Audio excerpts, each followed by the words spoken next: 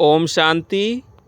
आज के इस एपिसोड में माँ जगदम्बा, जिन्हें प्यार से मम्मा कहते हैं, उनके जीवन की कहानी इस वीडियो के माध्यम से जानेंगे। मम्मा का जन्म 1920 में अमृतसर, पंजाब में एक मध्य वर्गीय परिवार पोकर दास के घर में हुआ। मम्मा यज्ञ के शुरुआती दिनों में ही ओम मंडली से जुड़ गई थी और मुरली सुनते ही परमात्मा की सेवा में समर्पित हो गई। मम्मा मात्र 17 वर्ष की आयु में ही आध्यात्मिक रूप से परिपक्व हो गई और यज्ञ की जिम्मेदारियों को अपने हाथों में ले लिया। एक बार कुछ लोगों ने मिलकर ओम मंडली के विरुद्ध न्यायालय में केस कर दिया था।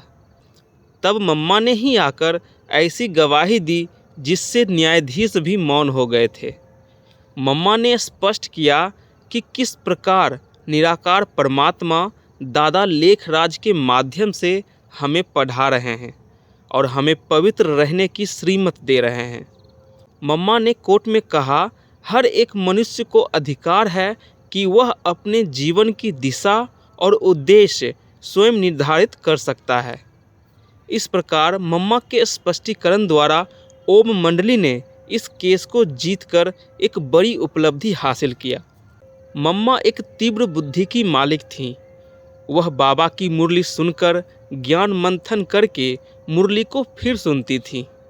मम्मा रोज सुबह 2 बजे अमृत बेला में योग के लिए उठ जाती थीं। उन्होंने न सिर्फ स्वयं को स्वराजधिकारी बनाया, बल्कि अन्य आत्माओं को भी आध्यात्मिक उत्थान कर मनुष्य से देवता बनने की कला सिखलाई। मम्मा की दृष्टि मात्र से ही अनेकों को 5 विकार छोड़ने और मम्मा समान श्रेष्ठ बनने की प्रेरणा मिल जाती थी।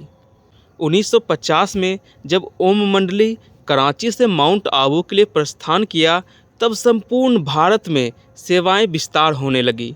मम्मा सेवा केंद्र पर जाकर अनेक नए नए सेवा केंद्रों की स्थापना की। मम्मा अनेक गुणों से संपन्न थी और दृष्टि मात्र से ही अनेकों को मम्मा के भीतर दिव्यता की झलक दिखलाई पड़ती थी। मम्मा ज्ञान की देवी, पवित्रता की देवी, धन की देवी, शक्ति की देवी और निर्भय थी। मम्मा के शब्दों में जादुई प्रभाव था। 28 वर्ष के निरंतर ज्ञान मंथन और तीव्र पुरुषार्थ के बाद 14 जून 1965 में मम्मा इस विश्व परिवर्तन के महान कार्य से मुक्त होकर अव्यक्त हो गईं। ब्राह्मण परिवार में आज भी प्रेरणा के लिए मम्मा का जीवन, उनके गुण, वचन और कर्म याद किए जाते हैं। हर साल 24 जून को मम्मा की याद में स्मृति दिवस मनाया जाता है। ओम शांति।